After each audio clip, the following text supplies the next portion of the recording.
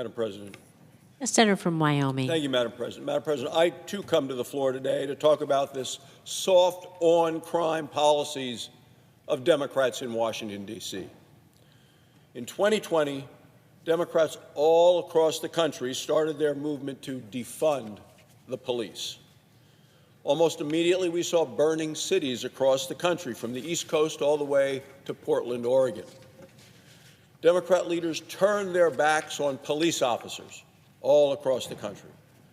And as a result, police officers began to retire or resign, and they did so in record numbers. The results were as painful as they were predictable. Violent crime skyrocketed all across America. We saw the fastest murder rate increase in our history. Homicides rose to a 25-year high. This is no surprise. If police officers are not able to do their jobs, then the streets of each town in America are not safe. Well, today on the floor, Madam President, Senate Republicans are going to act to stop this recklessness. Thanks to the leadership of Senator Hagerty, who is leading our discussions and our efforts, Senate Republicans are going to vote to stop Washington, D.C.'s radical new legislation. It's legislation that lets criminals get out of jail free. Senate Republicans are going to vote to make our nation's capital a safer place to visit, a safer place to live, and a safer place to work. Wyoming families ask me all the time if it's safe for them to visit Washington, D.C., or if it's safe for their kids to come to Washington, D.C. for something like History Day, an opportunity to see the nation's capital. Imagine that. Many American families actually afraid to visit or have their children visit our nation's capital. Liberal cities all across the country have become danger zones. Families in Wyoming watch the nightly news. They can't believe their eyes. They see smashed storefronts in New York and in Chicago. They see innocent people getting mugged on the streets. They see it in New York and they see it in Washington, D.C. The cities run by liberals are not safe. Across the country, we have hit new records, Madam President, for carjackings, for assaults. But instead of backing the blue, Democrats are turning cities into safe havens for criminals. It's exactly what's happened here in Washington, D.C. So the City Council here in Washington, D.C. recently voted to eliminate mandatory minimum sentences for every crime except for first-degree murder. Well, there's a value in mandatory minimum sentences. It tells judges the bare minimum punishment for criminal behavior. Mandatory minimum sentence stops liberal judges from going soft and softer on crime. So it's no wonder that Democrats have waged a war on mandatory minimums for at least the last decade.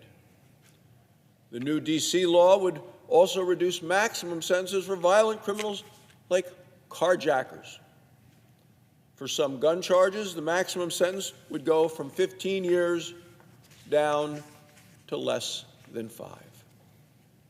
The new crime law in the District of Columbia would mean more violent criminals free to roam the streets of our nation's capital and prey on innocent people. Even the liberal Washington Post has said that the bill that passed the D.C. City Council is a bad idea. Carjacking is already a major problem in Washington. We're seeing it in liberal cities all across the nation. Carjackings in D.C. have tripled since 2019, and we just heard on the floor of the Senate today that a carjacking has recently taken place right down the street from the Capitol building. That's today. Under the new criminal code, the maximum sentence for armed carjacking would be cut almost in half. Why would the D.C. City Council reward the criminals who are creating this chaos in our nation's capital? These criminals and the liberal D.C. City Council members are driving away tourists from my home state of Wyoming who want to see their nation's capital.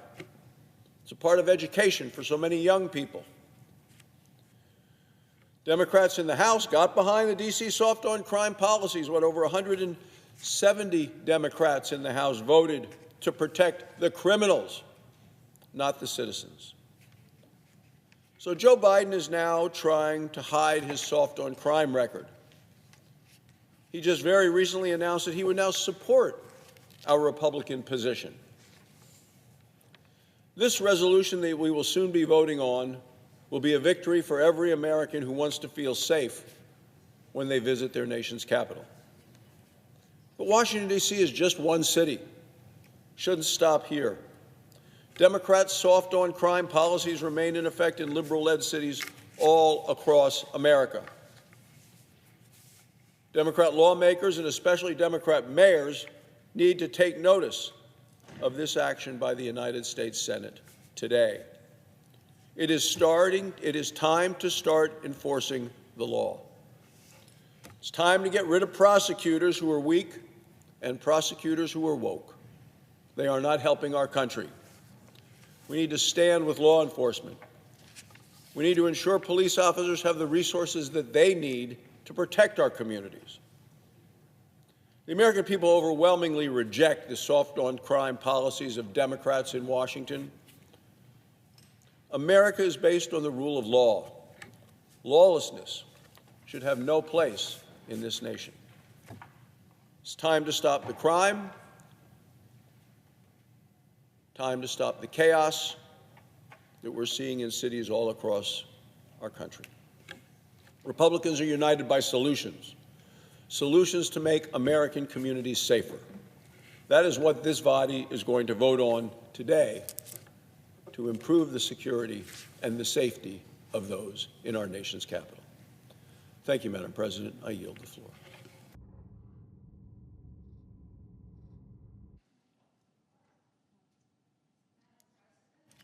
Yes,